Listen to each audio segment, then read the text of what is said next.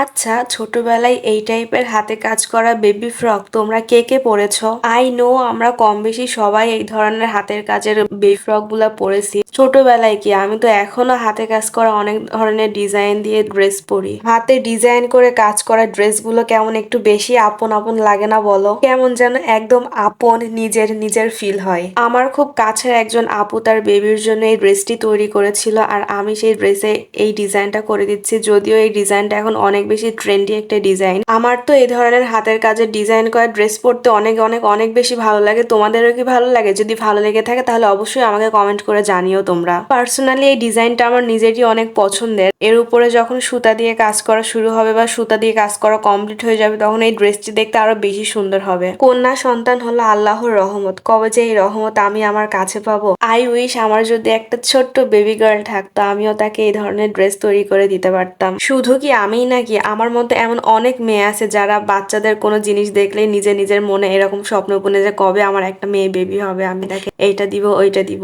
যাই হোক, এটা প্রতিটা মেয়েরই একটা স্বপ্ন তার নিজের সন্তানকে নিয়ে, ঠিক যেমনটি স্বপ্ন বুনেছিল আমাদের মা আমাদেরকে নিয়ে। আচ্ছা যাই হোক, ড্রেসটিতে ডিজাইন আঁকানো শেষ, এবার তোমরা ফাইনাল রেজাল্টটা দেখে নাও কেমন হয়েছে। ভালো লেগে থাকলে প্লিজ একটা ফলো দিও।